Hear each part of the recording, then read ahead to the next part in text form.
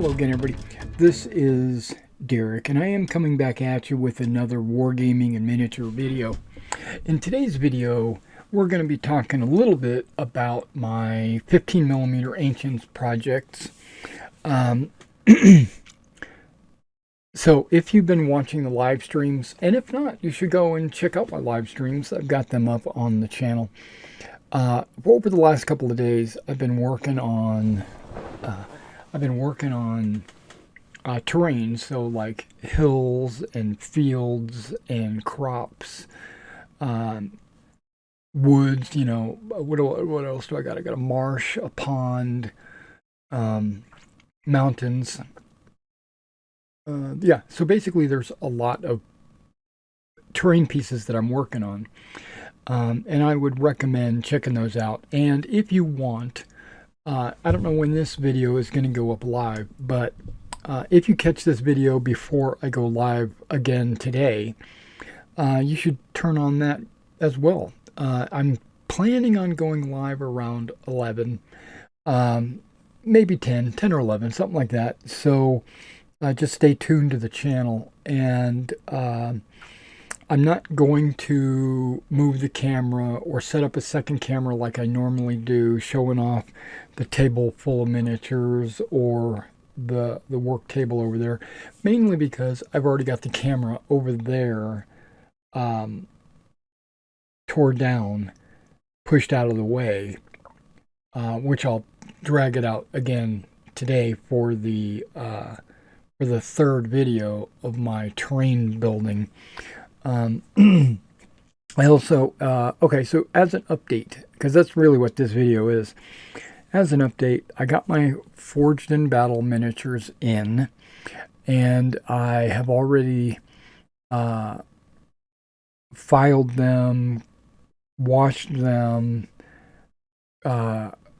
cleaned them, so they're all basically taken care of. I put them on their popsicle sticks, and I have primed them. Now I've painted their shields white to be able to take decals. Now there's an experiment going on, because Little Big Men is the decals that I use, and I really like the Little Big Men decals. I think they're pretty outstanding, and they have a selection of Little Big Men Roman decals specifically for Forged in Battle. Okay, so I tried to order them, but I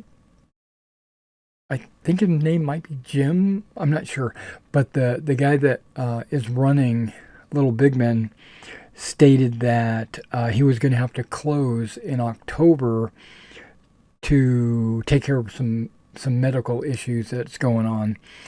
Basically, it's recovery, a lot like I was last September, right? I had the COVID, and maybe he has something like that. I don't know. He's not revealing it, and I'm not asking him. But basically, all of his orders are pushed back till November. So I can't order any Forged in Battle decals. But when I got the Forged in Battle models in, I noticed that their shields are almost exactly the same size as Old Glory, right? So what I've done is I've taken some Old Glory Republican Roman decals, right?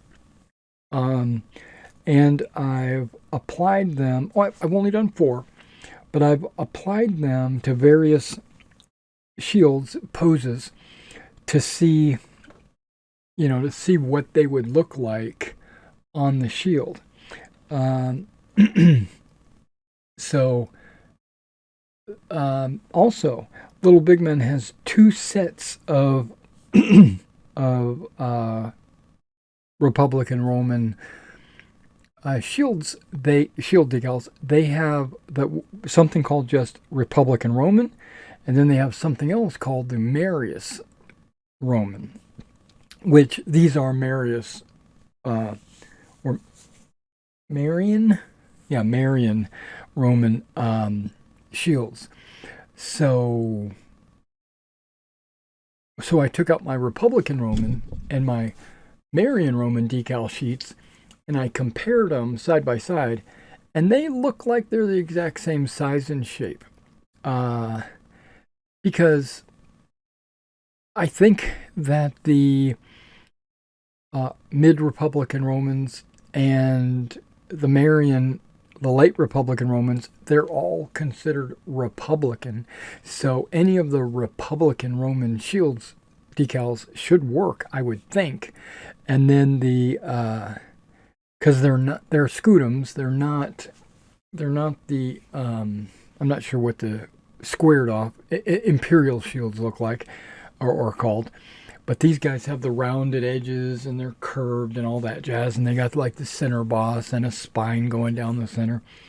So so I decided to pull out my Republican Roman decals and try them on the shields. They seem to work. There might be a little bit of painting around the edges that I'm going to have to do, but that's normal, right? Um, it looks like the Forged in Battle shields are more narrow and not as fat, right? So the decal kind of goes to the edge and kind of overlaps a little bit, but that's perfectly fine. You know, that from what I can tell, I've put 4 decals on. You know, I've got like here's another one. I have my lights turned off so you don't really get good lighting. But yeah, I'm going to continue on with the Republican Romans on this legion, and then I might try a Marian Roman decal sheet on the other one. But if this works, then I don't have any problem just using the Republican Romans. I'm also going to try the Republican Roman decal because the reason why I say this, as you might already know, I have 9 decal sheets, 9 different decals. I have more than 9 decal sheets. I had 9 decal sheets from the Marian collection, and I'm doing 10 legions. And so I was going to be short one.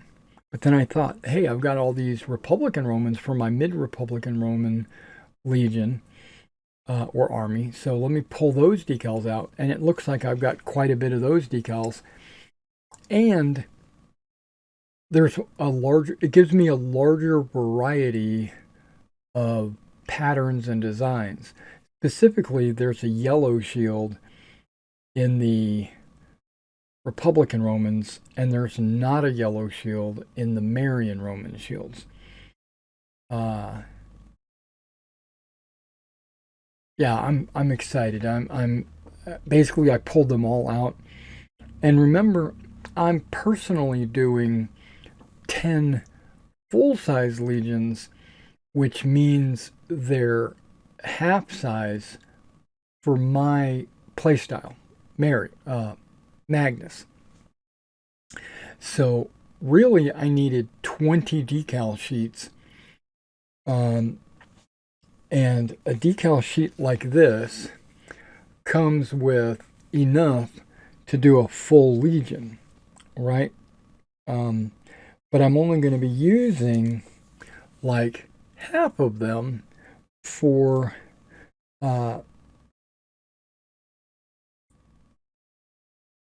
my half legions.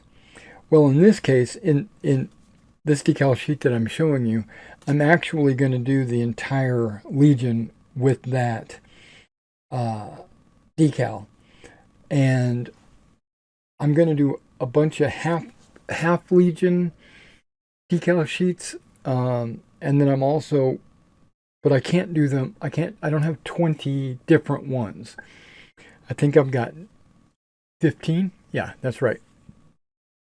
So I'm going to do 15 different ones, and then a couple of them are going to be doubled up to make a full legion. just like this first one I'm doing. Okay. But I'm not in any hurry to do those. I'm just going to, now I've decided I'm going to paint the shields white and put the decals on first and then paint the figure. Exactly like I did the Macedonians. I did all their decals first and then I went back and just painted the figures. These Romans should be fairly easy. I'm just going to go flesh, tunic, which is really just the sleeves and maybe the bottom of the tunic, and then like a chainmail metal over the metal, and I'll pretty much be done. So I'll try to figure that out. We'll get those taken care of. And then on my table, I have all that terrain that I was talking about that I'm working on. I've got like hills, a lake, a marsh, mountains, and all that. I went ahead and I did a little bit, very little, but I did a little bit off camera tonight. Mainly the hills and the mountains. The mountains, I went ahead and took my foam cutter and cut them out, so they're cut out. The hills have already been done. I did that during the live stream. And then there are gaps between some of the hills because I took 2 pieces of foam and put them on one board, and then there was this gap down the middle. So I went ahead and filled all those gaps with plaster, and I also put like a little bit of on some of the hills that were steeper, because most of the hills are like this, but a few of them have steep slopes. I went ahead and put a little plaster around those to kind of give it kind of a stair step. It's very subtle. You probably can't even tell, but there's just a little bit of plaster around there. And then once the plaster dried, I went ahead and covered all the hills with Mod Podge. The lake and the marsh as well. But all the mountains and the hills, basically, because I'm using blue foam, and it's like an insulation foam, so it's like really tightly packed foam. And but I put the Mod Podge on there mainly to seal it up and to give it a little bit of strength, because basically just to give it some strength and to seal it up, seal all the plaster that was on there. And also at the very bottom of the hill, you'll see just a little piece of MDF. I beveled the MDF, and then from the bevel, the mountain goes up from there. But that little piece of MDF, I made sure I went around that with the Mod Podge as well, to kind of seal that, so that when I do paint it, it doesn't like soak in to the MDF. It's not going to anyway, because I'm going to be using a texture paste anyway. So now I had finished a piece of terrain, which I'm not going to show tonight. I thought about showing it off, but it's the crop field. It turned out really good. Yeah, I mean, better than I had hoped. Now with that field of glory, with a forged in battle order that I got in, I also got in the Roman town, which I thought came with 5 buildings, but actually it comes with 6, or at least mine did. So I'm pleasantly surprised about that. And I'll put something on the screen to show you what set I actually got. I'm going to do a bespoke video when I decide to actually build the town. It's going to be from start to finish, and it's going to be all in one video. So what I'll do is I'll record like the first steps, and then the following day, I'll record the second steps and dry times and priming and painting and gluing and flocking and measuring, and all that stuff is all going to be done um, in a video, right? For the town. I could probably do the Germanic village at the same time. It's going to be a lot easier. So I'll basically do both of those in one video. It'll be like town and village or something like that. And I'm going to make another video making a coastline, because I've got a rubber strip. I've cut it down to 3x4 base widths, and I'm going to putty that with, flexible putty, and then I'll put like, basically turn it into a flexible rubber coastline that I can lay down. This is another thing I thought about. As you probably already know, I have a 5x9 piece of cloth, right, that I personally painted and not textured so much, but painted in like model, so motley. So it's got all kinds of different shades of color and everything on it. And I've been thinking that because I'm going to only be using my 4x6 table going forward, currently I've got that wargaming blanket, if you want to call it that. It's covering the table mainly just to get it out of the way, because the actual cover is my Games Workshop flocked felt 4x6, right?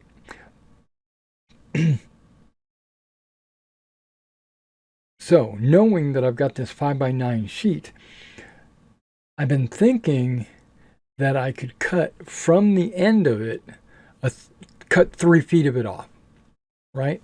And then it'll be like a 5x6, which means it will still cover the table, but I'll have this 3-foot, I'll have a 3-foot strip. And then what I'll do is I'll cut it down. Basically, I'm going to cut that little strip down to a 4x3, and that would be the play mat, if you want to call it that, for the Magna games. I can just lay that piece out, and it'll be set up 4x3, and that's the battle area of a Magna game, where 4x6 is Maximus. So if I ever decide to play Maximus, we can just play on the whole table. And then if we decide to play Magna game, which is what I'm gearing up for, I'll have that little piece. And the only reason why I considered that, and not just playing on the 4x6 and just saying like this is the edge or whatever, it helps when it comes to deployment areas. It's going to help when determining where the edge of the table is, edge of the battlefield, and setting up your terrain and all that. So I wanted to make a 4x3 little play area. Now I've considered putting little marks on it, like with a magic marker or something, to show where the flank areas are, and where the center line is, or maybe a deployment line or something like that. So I considered marking it, but we could probably just measure that. Marking it would speed up the game, but it would also have marks all over the table, and I don't want to do that. So, yeah, I think that'll work. I think that'll work exceptionally well. So probably this weekend, maybe I'll take that blanket down and I'll cut it.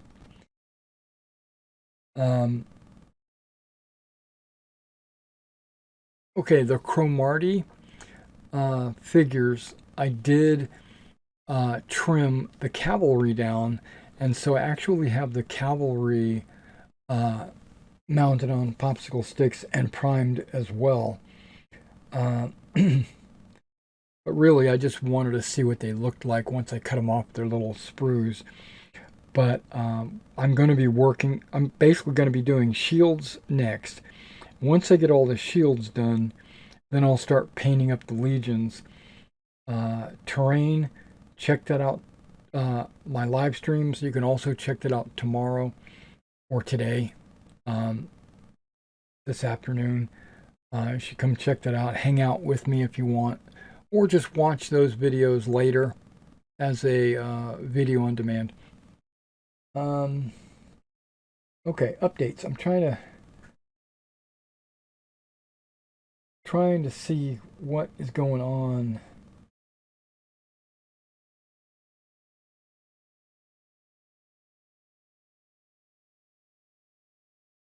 Oh yeah. The Meg boot camp that I was working on is complete, but there is one more video I want to tag on to the end of it as like an after action review or something like that. It's going to be my thoughts or what I've learned, uh, kind of an errata or a clarification of some of the rules that I kind of glazed over when I was doing the boot camp, um, mainly to help me. Well, not help me. That's definitely not going to help me because I've already learned it. It's basically just going to be me sharing what I learned by doing the boot camp because it by building the terrain, by building the miniatures and reviewing the army lists and everything, it's really a bunch of things. I was going by the rule book, and I was basically just, this is what it means, this is what it says, but then once I've read the entire book and started putting figures together and building terrain and all that, some things have started to click where, oh, that's what they meant by this. Or, oh, I didn't talk about this when I should have talked about that back in deployment or, the something, so, just things like that. So that's going to be another one of these videos where I'm just sitting here with my notes on the screen, just kind of talking and sharing notes. I think that's it. I just wanted to have like a really quick update, let you know what's going on, keep you informed, and I will catch you in the next video.